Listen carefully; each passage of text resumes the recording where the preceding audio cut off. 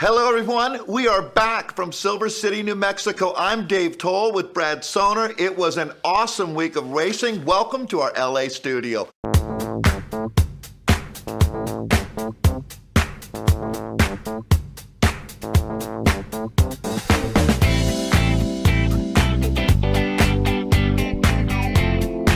Go with the women. Now, James Piccoli put an exclamation point on this day as he wins on Mogollon, and it's going to be interesting to see, could he hold on to this jersey all week? Yeah, Piccoli had a lot of climbing talent to contend with here at Tour of the Gila. They had a really strong climbing field this year. Tailwind on the climb. It was beautiful conditions on the way out there. There was a crash on the plateau. Some big names got caught up, including Sergei Tvetkov. But the one thing we do know, Oscar Sevilla and the Colombians on Medellin, they came to play as it was a real battle in the last couple of kilometers there between the Canadian Piccoli and the Spaniard on the Colombian team, Medellin. The UCI designation really holds true. This was an international Gila. Yeah, and that turned into really the battle we were watching at the front of the men's race as Piccoli just spent the rest of the week trying to defend his red jersey. So impressive was James Piccoli here, because Piccoli ends up retaining the jersey. He actually added some time in the GC battle, and it looked like every second was going to matter because these Colombians came up to America hungry to take this UCI win at the Tour of the Gila.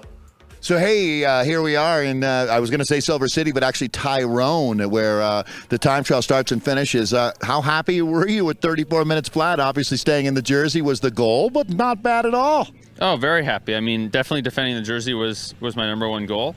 Honestly, even a little bit of a surprise. I had a really good ride today. I think the calmer conditions suited me today. In the past, when I've done this race, it was like really windy and really gusty, and I guess I seem to have suffered in previous years because of that. So I got a little bit lucky today with the weather conditions, but super happy to take second, third, and fourth in the stage and defend our red jersey.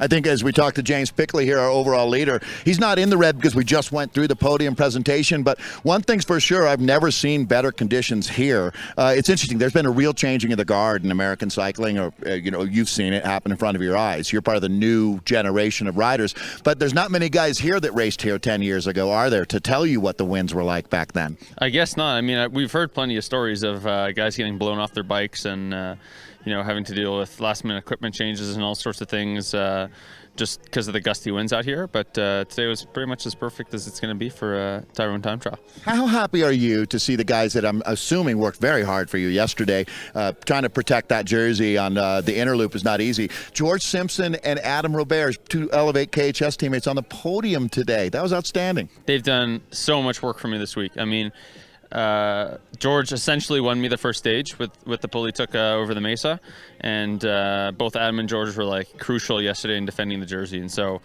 I'm really happy for them. I mean, this just shows their strength and the strength of our team, having three in the top four in the time trial, and we also have a really good sprint squad, so we have stuff to race for tomorrow, and then we'll shift our focus to defending on Sunday. All right, good luck. Thank you very much. All right, James Piccoli here from Stage 3's time trial. But Piccoli did a nice job of staying calm, staying safe. He used his teammates when he could, and in the end, he was able to defend the GC lead. Yeah, I would have to say, Brad, it really was just defined what a professional GC win was all about. He, as we talked with him, he was never really in danger. He never felt incredibly threatened. He knew how fit he was.